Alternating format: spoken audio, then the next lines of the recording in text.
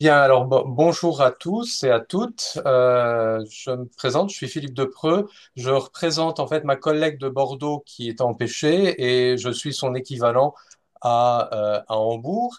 Et j'ai le plaisir d'être accompagné par Gustave qui, lui, est réellement à Hambourg, Oui, à à Bordeaux, Bordeaux. pardon. Oui. Ouais, c'est bon. D'accord.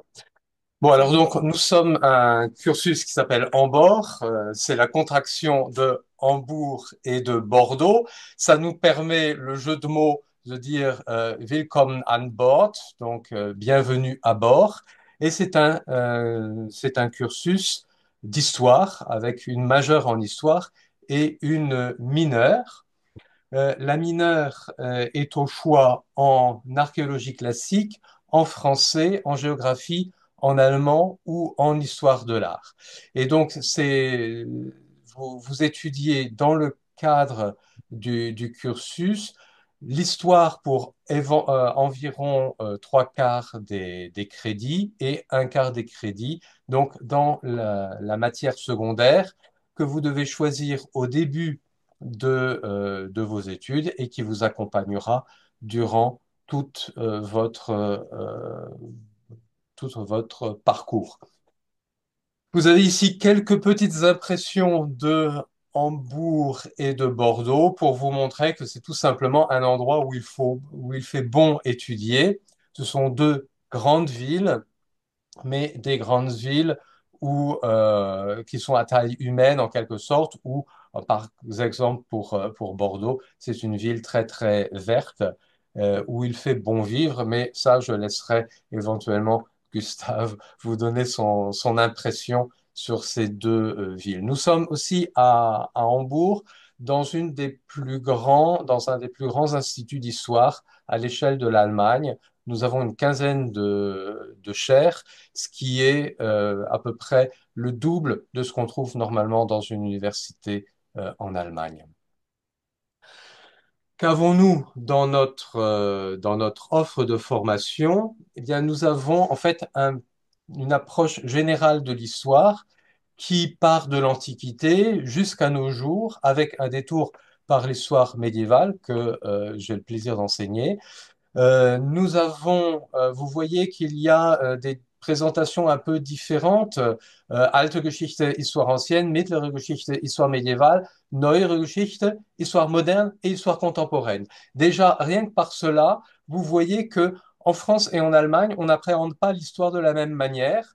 En Allemagne, on a une répartition en trois grandes périodes. En France, avec une importance peut-être encore plus grande de la Révolution française, eh bien, on a une appréhension différente de l'histoire en quatre périodes. C'est juste un détail vraiment anecdotique, mais en même temps, ça vous montre que même dans la présentation de la structure des études, je dois faire une différence entre la France et l'Allemagne, et ces différences nous accompagnent chaque jour. C'est ce que nous étudions, notamment lorsque nous nous intéressons à la culture scientifique française et allemande. Ça fait l'objet d'un enseignement spécifique dès le premier semestre. Il s'agit d'un cursus franco-allemand d'histoire, mais ça n'est pas un cursus d'histoire franco-allemande. Autrement dit, vous êtes amené dans le cadre de vos études à étudier un peu d'histoire de la France, d'histoire de l'Allemagne, étudier de manière complémentaire, de manière comparée, mais ce qui nous intéresse, c'est plutôt de voir comment en France et en Allemagne on fait de l'histoire. Donc l'accent est plutôt porté sur la méthodologie. En France comme en Allemagne, vous étudiez la matière secondaire à peu près à part équivalente. Donc, ça vous permet là aussi, dans la matière de secondaire, de voir comment on travaille de manière différente dans les deux pays qui s'inscrivent dans des traditions académiques différentes. Dans le cadre du cursus, vous aurez aussi l'occasion de développer des projets communs, de pouvoir aussi vous préparer à votre avenir professionnel, par exemple dans le cadre d'un stage si vous souhaitez le faire. Et vous avez au cours de vos études un accompagnement qu'on appelle d'un emprunt à l'anglais, le mentoring. Vous avez une Betreuung, un accompagnement dans les deux pays. Et à la fin, vous faites un mémoire, soit en français, soit en allemand, c'est comme vous le voulez. Vous avez une totale liberté de choix du sujet. Vous pouvez très bien faire dans le cadre de ce parcours franco-allemand d'histoire, vous pouvez très bien faire un mémoire d'histoire sur le Mexique, par exemple, mais ce qu'on vous demandera, c'est de prendre en compte l'historiographie, la manière dont on écrit l'histoire en France et en Allemagne. Il vous a été présenté par la présidente de l'Université franco-allemande divers modes de fonctionnement. Dans le cadre du parcours en bord, nous avons un même parcours pour tout le monde. Tout le monde commence à Hambourg pour 2 semestres. Vous partez tous à Bordeaux pour 3 semestres et vous revenez tous à Hambourg pour le dernier semestre. Pourquoi avons-nous retenu cette présentation, peut-être ce parcours un peu compliqué? Pourquoi est-ce qu'on a dit non, on ne fait pas en bloc tout à Hambourg et ensuite en bloc tout à Bordeaux?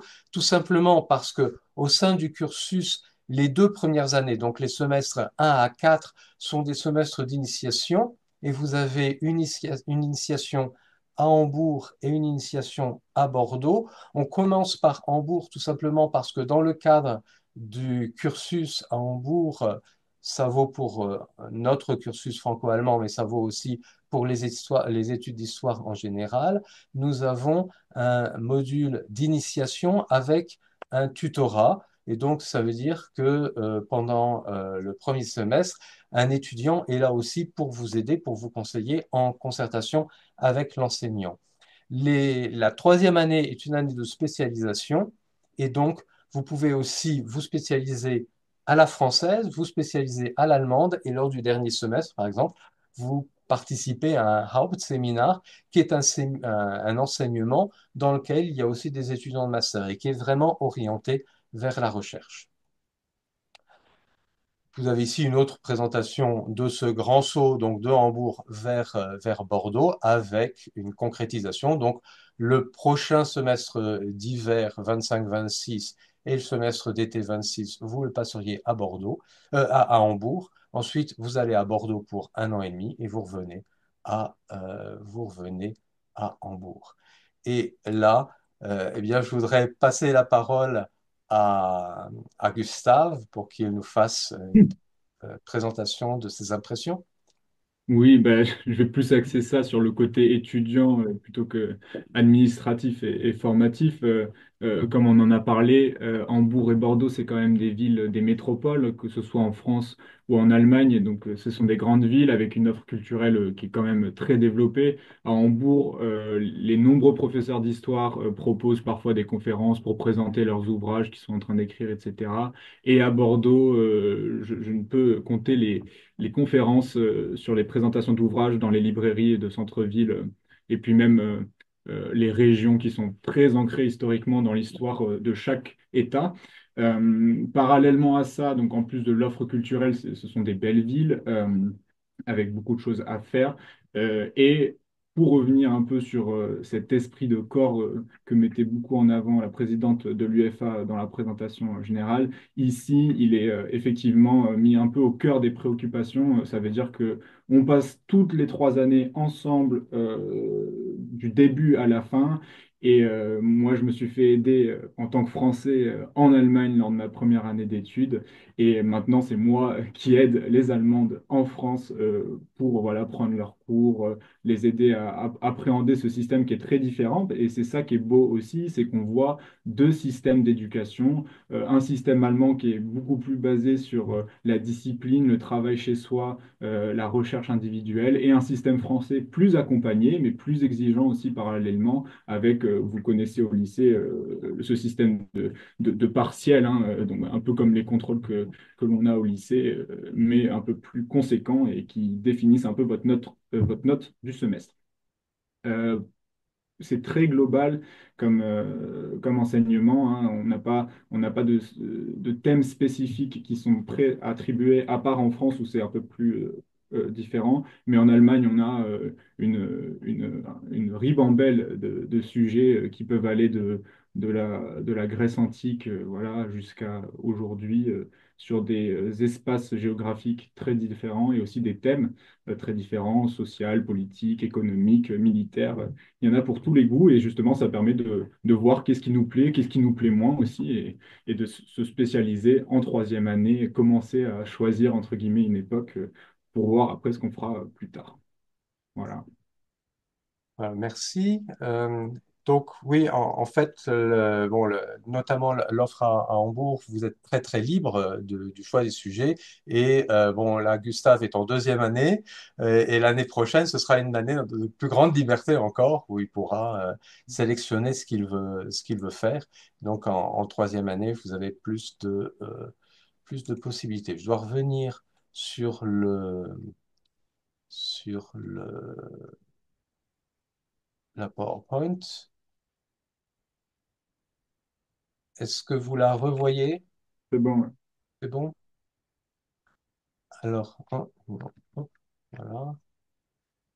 Donc, en fait, ce que je voudrais dire, c'est qu'il ne faut pas avoir peur de se lancer dans cette grande aventure. C'est une aventure, bien entendu, hein, de partir à l'étranger quand on vient d'empocher son bac, mais vous serez accompagné, notamment comme on sait que c'est difficile, que tout doit se décider très vite, je peux vous promettre une chambre en cité universitaire lorsque vous arrivez à Hambourg, donc vous n'avez pas à chercher vous n'avez pas à chercher de logement. Il y a un principe de priorité sur le contingent de la faculté pour les étudiants du cursus. Donc, si vous venez chez nous, je peux vous assurer que vous n'aurez pas à chercher de logement dans cette grande ville, dans cette grande métropole internationale. Il y a aussi un accompagnement tout au long de vos études, principalement au premier semestre, je l'ai dit, un accompagnement scientifique, mais il y a aussi un accompagnement linguistique. Et durant toute la première année, au premier semestre comme au second semestre, vous aurez un tutorat spécifique, donc pour vous aider à écrire en allemand, à prendre la parole. Et c'est pas du tout la même chose de prendre la parole dans la classe en France et de prendre la parole devant une trentaine d'Allemands et de discuter avec eux. Donc, on sait que c'est difficile et on prend toutes les mesures nécessaires pour vous accompagner, pour vous aider. Donc, il y a un accompagnement spécifique. Il y a aussi une semaine d'intégration avant la semaine d'orientation propre au cursus d'histoire, afin que tous les étudiants du cursus soient déjà, se connaissent et qu'il y ait déjà un esprit d'équipe avant même de commencer les études. Donc, on l'a dit, un accompagnement très, très varié qui embrasse toute l'histoire, donc depuis l'Antiquité jusqu'à nos jours. Et vous avez des choses qui sont imposées, mais des choses aussi qui vous sont offertes à la carte.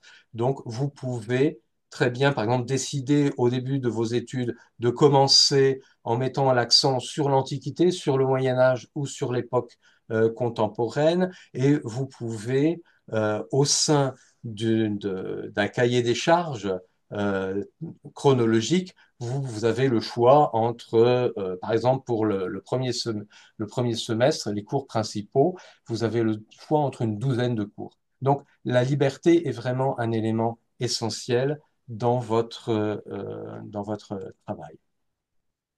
Alors, je ne vais pas réinsister sur les avantages du franco-allemand, ça a déjà été dit, bon, vous pouvez, avec ces études d'histoire, vous orienter vers une spécialisation professionnelle à peu près dans tous les domaines de la culture. Ce qui nous intéresse, nous, c'est de former votre esprit, c'est de vous apprendre à jongler dans deux pays, dans deux cultures, dans deux langues. Et ensuite, eh bien, vous pouvez aller vers un master classique ou un master franco-allemand. L'inscription pour, donc je pense que là, vous êtes tous connectés depuis la France. L'inscription se fait depuis Parcoursup et vous avez la possibilité de retrouver nos cursus sur les sites respectifs des universités. Je ferai aussi une présentation spécifique pour l'Allemagne le 25 février. Si vous voulez, vous pouvez très bien aller sur la page de l'université de Hambourg et vous inscrire. Je vais mettre ces deux adresses dans le chat et vous inscrire donc à une présentation en allemand si ça vous intéresse. Et on a fait l'année dernière un petit film auquel Gustave a participé. Et donc vous avez là une présentation générale du cursus. Voilà. Bon, ça, on reviendra là-dessus s'il y a des questions spécifiques. Donc, je vais terminer pour la présentation générale. Est-ce qu'il y a des questions plus particulières? Alors, il y a une question dans le chat pour Oui. savoir est-ce que le mode de fonctionnement de Ambor serait similaire à celui de Tubex entre l'université de Tübingen et Oui. d'Aix-en-Provence. Non, pas tout à fait. Justement, chaque cursus a ses spécificités. Et puisque ici, donc à Hambourg et à Bordeaux, vous avez un cursus où tout le monde est toujours ensemble. Ça, c'est vraiment très important. Donc, tout le cursus se déroule avec une même promotion franco-allemande. Les étudiants français et les étudiants allemands commencent à Hambourg et ensuite tout le monde part en France, tout le monde revient en Allemagne. Donc ça, c'est vraiment la spécificité du cursus avec une répartition aussi paritaire. Il y a 50% du temps d'études en France, 50% du temps d'études en Allemagne. Et pour, par rapport au... Bah, merci beaucoup déjà, Monsieur Depreux, et merci à Gustave pour toutes ces explications et cette présentation. L'intention des élèves qui sont connectés par rapport au PowerPoint et à toutes les adresses que vous aviez à la fin, ça a été enregistré et la vidéo sera dans quelques jours ou semaines en ligne sur la chaîne YouTube de Réseau Abibac. Donc, si jamais vous aviez des informations que vous n'avez pas eu le temps de prendre ou de noter, vous pourrez revoir à nouveau, réentendre toutes ces informations et revoir le PowerPoint de Monsieur Depreux. Alors, on a une autre question dans le chat de quelqu'un qui souhaite devenir archéologue. Est-ce la meilleure voie d'accès ou existe-t-il d'autres partenariats ou d'autres filières qui seraient... Alors, je ne connais pas de cursus en archéologie. Il faudrait regarder sur le site de l'université franco-allemande, mais nous avons un Nebenfach, donc une matière secondaire en archéologie.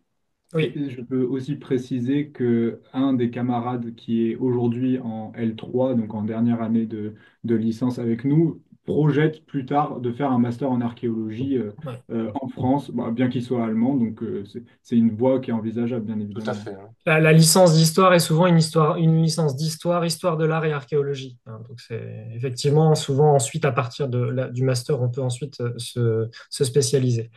On a une autre question dans le chat qui demande combien de places y a-t-il par promotion?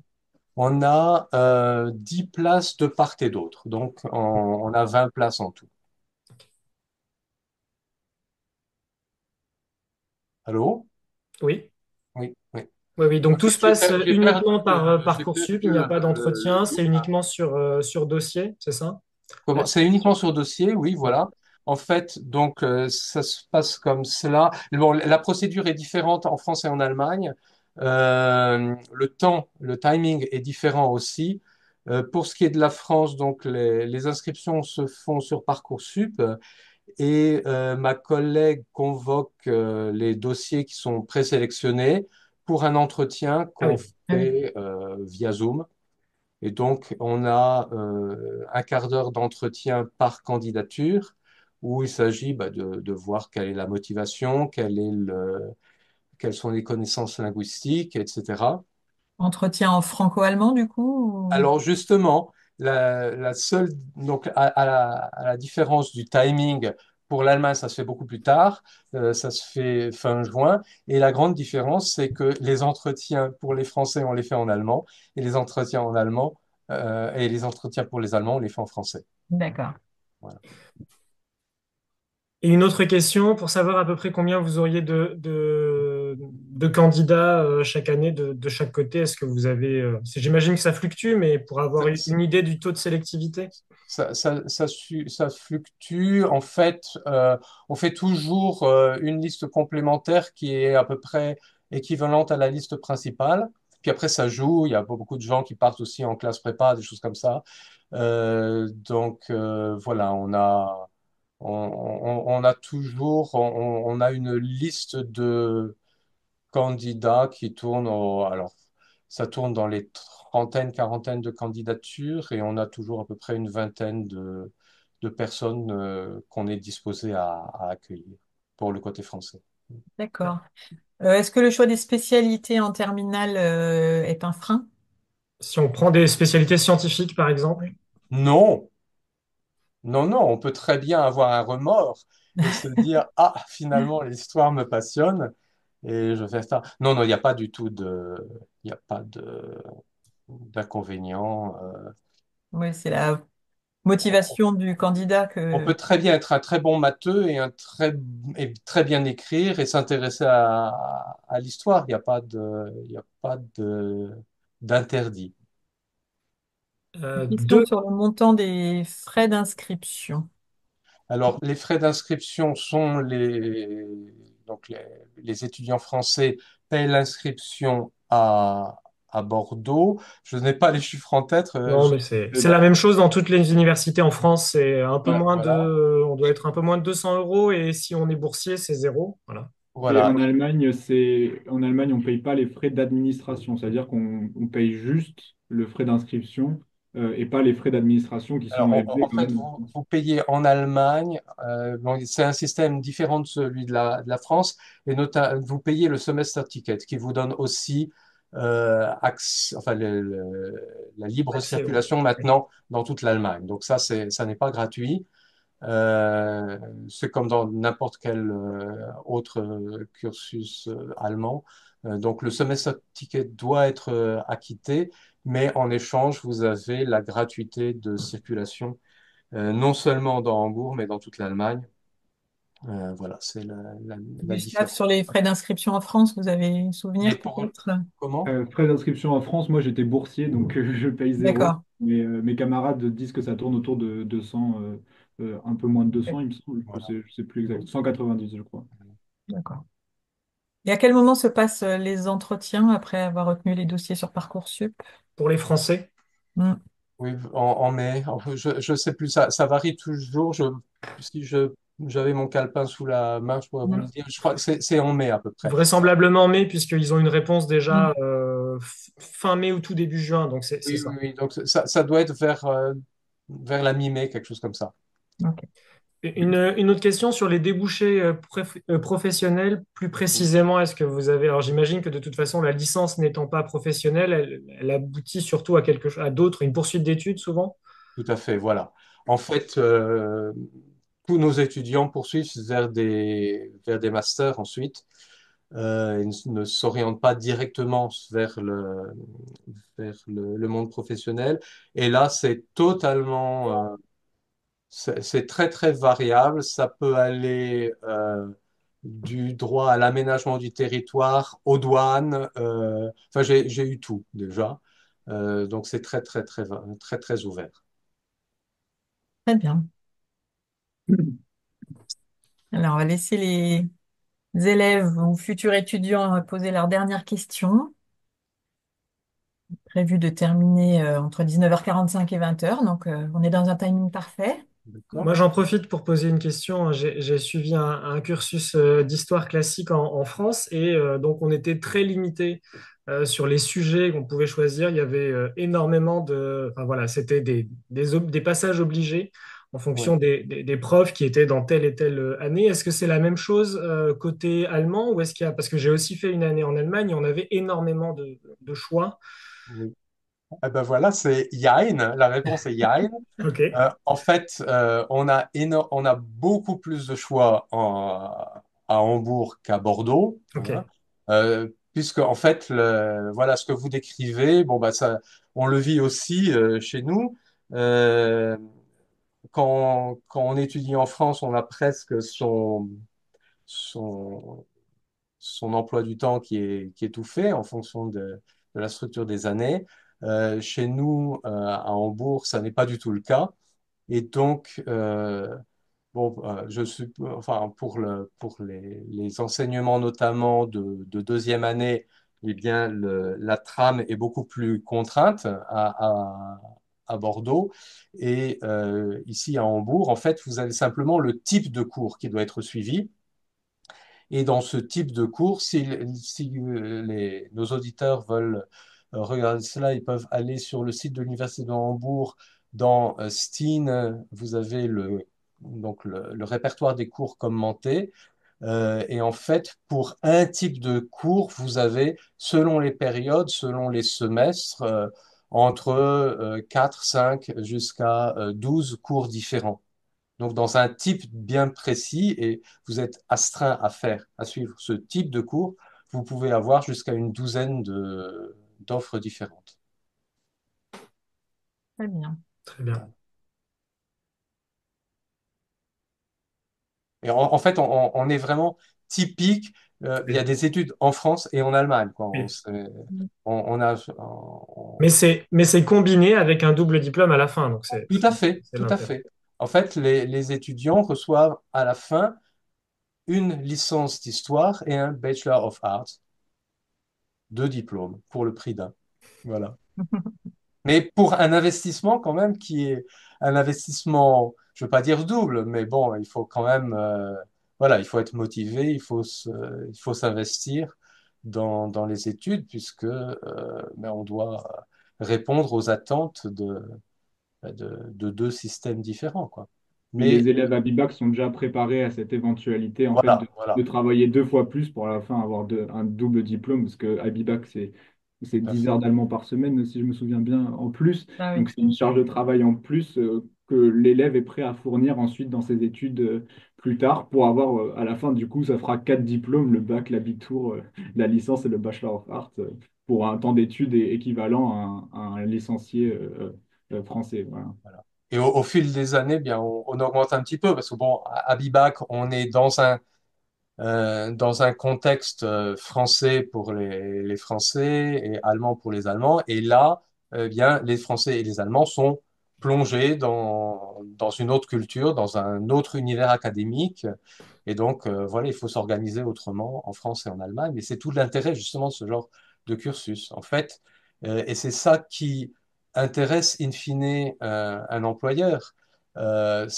L'objectif, ça n'est pas forcément de rester dans le franco-allemand, c'est aussi de se dire, bah voilà, j'ai une expérience franco-allemande, j'ai une expérience internationale, je peux très bien partir travailler à l'étranger, que ce soit en Grande-Bretagne ou ailleurs, quoi. Voilà, c'est ça l'intérêt du franco-allemand, c'est en fait d'avoir une expérience internationale, de montrer qu'on est capable de jongler dans deux cultures, dans deux langues. Très bien. Eh ben, je pense que c'est ce qu'il faut retenir, ce qu'il faut garder en tête après cette conférence. Et puis pour les autres à venir aussi, s'il y a encore des élèves un peu indécis sur leur orientation.